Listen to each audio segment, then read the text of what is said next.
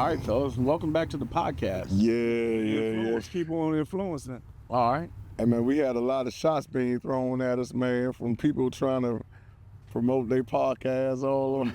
It was crazy. Go get them haters. Yeah, get them haters. I ain't gonna call them haters. I call them we influencing people, man. Hopefully, they step their game up. Influence to hate. Yeah, but I think one of the topics that we need to get into is this gun violence topic. That's why I think we shot out here. Like with the violence in America, gun violence in the urban communities, what's creating it. Some of the ways we grew up having to live with it, having to deal with it too. And I know you got your facts ready. Oh, I got the facts. The nerve control. Well, what do you guys think about gun violence in America? And that's so sad. KKK. Young, I got old cash, spazzing on they ass. I got Prada on my ass. Got my lab one mad, poppin' like a damn tag. Shopping on they ass. I just bought a new old Jag. Yeah, it's so fast. Smoking flow, you a jackass. All I smoke is gas. Don't you ask me where the pole at, where your clothes at. I ain't talking about my damn, but y'all tripping too. Is it you? Damn, my nigga, what the hell got into you? Project baby, y'all was skipping in the hallway. I was skipping school. All my P's and Q's. Yeah, so do you, what's the audience think? Do they think it's going up? Do they think it's going down? I'm sitting here researching this episode and coming up with the topics and stuff. We're going to try to put some of the links down in the description, I know, so people can go out and look at it on their own, right? But, from the FBI, it's saying murders decreased nationwide by 11.6% compared to the previous year. Categories like rape went down 9.4. Aggravated assault is down 2.8, and robbery showed a decrease, not a whole lot, but 0.3%, right? So I think America's getting safer, right? Is there people still out there doing bad stuff? Yeah, the media doesn't get points for like firemen pulling cats and stuff out the trees, pulling little Timmy out the well no more. Everything gets microcosm, right? And we'll get into that a little bit later when we talk about some of the other topics. But yeah, man, I judging by what the FBI says, it's going down. Can't believe the alphabets, man. You know what I'm saying? Numbers can be fudged, Mm-hmm. So I don't know about all that. I mean, I'm still seeing on a daily from where I'm at. I mean, Well, it's like basketball, like analytics. Like some people believe in analytics, and then you got a lot of coaches that's gonna say no. We believe in this old school way of dumping the ball down in the paint, scoring that way instead of shooting a bunch of threes. I think numbers are great statistically, but if you're not living that lifestyle, you really don't know. So I'll say the way, we grew up. I think gun violence in America, I don't think it's going down. I think if anything, it's really the area you live in and what you're seeing on a daily. So I know the way we grew up was, it was common for us to hear gunshots in the neighborhood. I'll let you still going. Well, I mean, Yeah. you guys are from DC, right? I mean, you look at it, it's in urban areas, you're going to see that more often than your rural areas, right? But you think it should be getting better if we in the nation cap? You know what I'm saying? Let's start there. Everybody should be able to walk around safe in the United States nation's capital, right? Especially in the nation. But I'm looking here, right here, and this is who's this one by? This is by the Washington Post, I believe. Or no, I'm sorry. Healthanddata.org.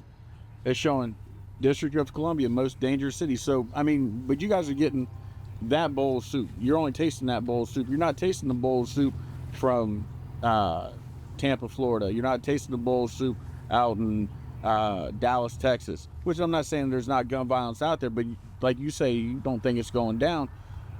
Per 100,000 people, 14.37 people died by gun violence out there. What year was that? These are coming from, Yeah, what year is that? Because you might be in Well, 2005. I mean, I just got my notes here. Yeah. I mean, like I said, I'll put it in the descriptions. But yeah, I think so. They don't go back to like, if it's 2025 right now, they gathered information from 2 to 3 years prior. They're not going to have it all the way current. So you thinking? Let first before we because I love that. I love that. But let me ask you: do you believe gun violence in the urban communities is a problem? Most definitely. And how did we get here, and what causes the problem? Because I don't want to speak of America. I just want to speak of the urban communities right now till we get the gun violence in America. You know, with the statistics saying that, living in it, growing up in it, we identify what this has been a problem. So, but why do you think, like, what causes the problem with gun violence in the urban communities? Culture. It's got to be because I was seeing another nerd fact right here.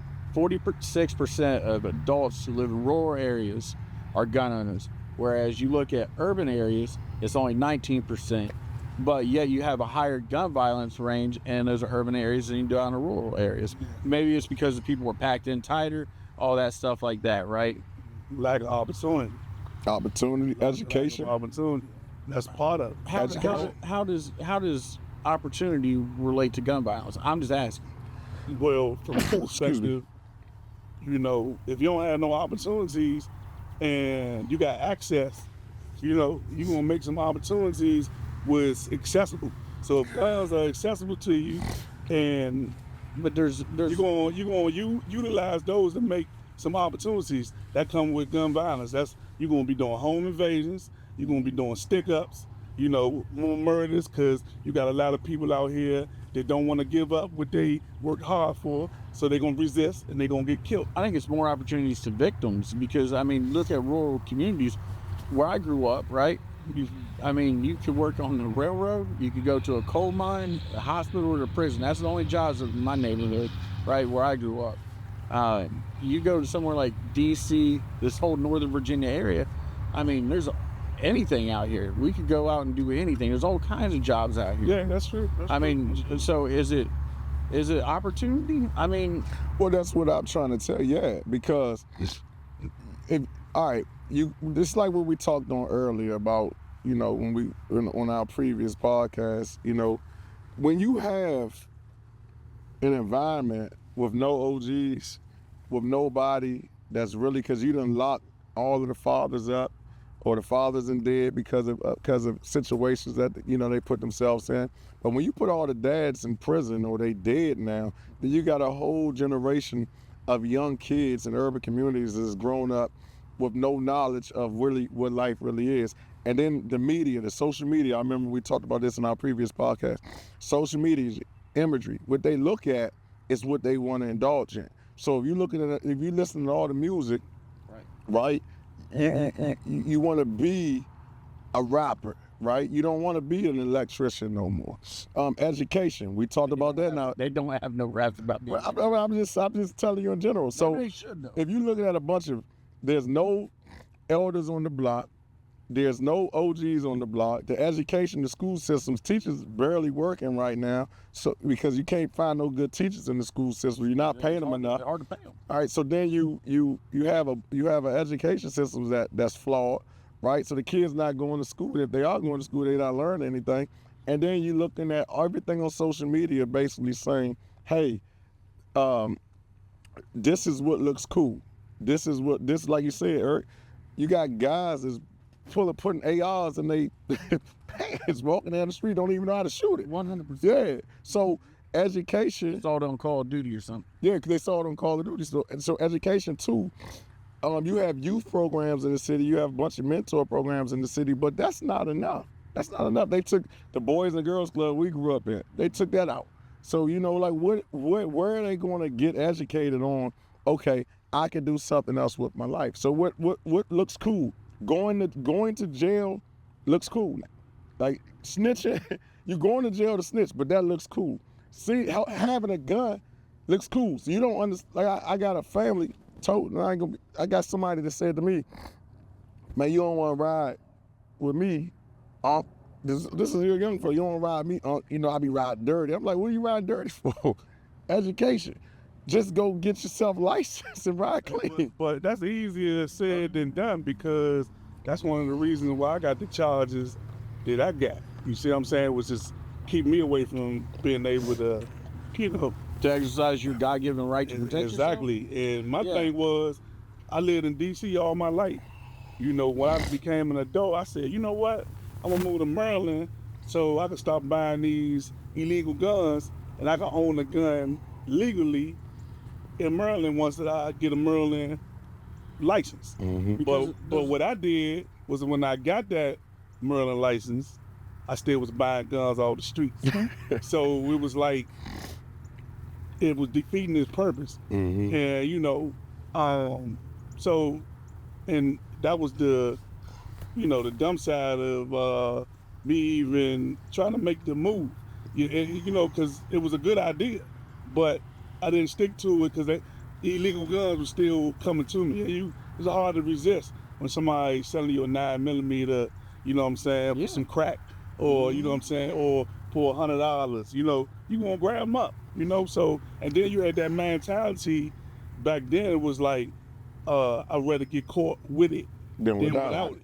Right. Which I'd rather was be judged by crazy. 12 than carried by 6. You know? But But it's- it's like now, me who I'm not, you know, I've been going from what? We got 2004 is the last time I was in possession of a firearm. That's 21 years. Exactly. And I just had to be like, man, you know, I got 6 gun charges.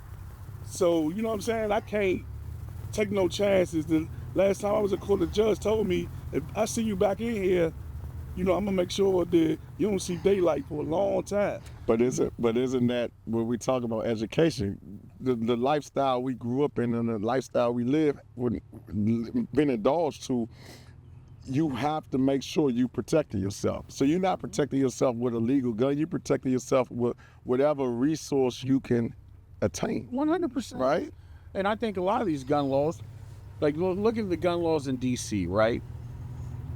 In D.C., it's so hard to own a firearm out there, right? When you come out to Winchester, Virginia, it's a lot easier, right? Why is that? Because to me, I think it's set up to make people criminals. It's a highly urban area out there, a lot of black folks. I think those fucking laws out there is racist as shit. They've been racist. 100%. That's not known. That's a known But fact. then why do you keep voting people in? Why do the people out there keep voting these people in to make them criminals? They keep voting for the same laws that put them in like that. You know, I mean, if somebody like Eric over here, right? Eric's gun charge is non-violent gun charge. He was just caught with a gun doing some other dumb shit, right? Been 21 years. If he's safe enough to let out of jail and walk around the communities and stuff, he's safe enough to own his own firearm and protect his family. Exactly. That's how I feel. And I don't even want to carry on person. I want to just be able to protect where I live. Right. You know what want to I'm saying? defend your castle. Exactly. Kid, boy, who hide is me? Told the doctor I'm a healthy kid. I smoke broccoli. I will run around your boy like Monopoly. Oh boy, you's a broke boy. Flockers got you beat. Chocolate. Call me- All right. So that goes into another topic about, you know, with felons, should they have their rights to, you know, their Second Amendment, to have their guns? And I'm pro guns. Especially when you pay your debt to society. Yeah, but 100%, how you know what I'm many? saying? But how many? So you say that lawmakers? How many guys that people that came out of prison, right? And you think they reform, and they still go right back and do the same dumb shit. You can't fix stupid. Yeah, you can't. But at the end of the day, if you come back in the environment what we spoke on, if you leave with nothing, and you lose a lot of your rights, and you come back with nothing, what are you going to get back into if there's no opportunity? You're going to get back into robbing, stealing, killing, and what you know. On the individual too. Well, and see You know what I'm that's saying? the whole. I got a big problem with the prison system and everything else. I think part of getting out is you have to work and get it, not just an education, right? In there, in basket weaving or whatever, but come out and actually learn how to be an electrician, and then or learn how to be HVAC mechanic, right? Something like that, and then that way you get an opportunity when you get out. Now, people talk about the employers. Well, employer don't want to hire a felon, all this other stuff. Man, I think you should incentivize some of these employers to do that, right? As part of their probation, right? Not like instead of having just a probation officer to piss test you and all the other stuff. Part of that probation is your foreman, your boss, whoever's out there, gives that report, says, man, so-and-so, Mikey out here, he's doing great. You know, comes up to work every day, shows up on time, you know, does his job. Hey, we're looking to promote him. Man, thank you for helping to educate him and give him that opportunity. Because a lot of these people, just like you said, want to come out and provide for their families. They know that they did something wrong in the past. They grew up, they paid that hard lesson, and now they want to wipe that slate clean, and that's the opportunity. Yeah, but before you can think about getting that opportunity, it's where you at in the head. So it's mindset. Right. So mindset over everything. And that's one of the reasons why I was able to get out of my own weight because finally I was like, you know what? Excuse me. I gotta change my I gotta change my whole mindset. You know, I gotta cut everything off that had anything to do with the old me. You know what I'm saying? That's friends, family, females, whatever. You know what I'm saying? And that's the only way you're gonna be able to leave that behind. 100%. When So people it's go to mindset. AA or NA, one of the big things that they say is change your playmates and your playground. Yeah. Right? You go back to the same sandbox and Yeah. everything. Yeah. You running the same crews, you gonna fall right back in the same clip. But so that's you, right? And that's you. You was able to be strong enough to do that. But what I'm asking you guys is the same question. Where, if there's no opportunity, right, and you're not strong enough to have that moral support system around you with family and friends that can get you out of that environment, where do you come out of prison with losing your rights? Can you attain some sense of dignity about yourself to say, hey, I want to leave these friends alone? That's all you have. And I'll give you an example, right? You say lawmakers and things like that. I think it's a bigger systematic issue with systematic racism like you spoke on in the past. I'll give you an example.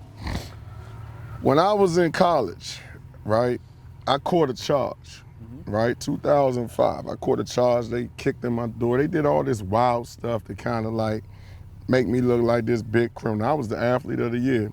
So I beat my case in about 2000. I went to go to court for it. I ended up beating the case, lawyer got me off.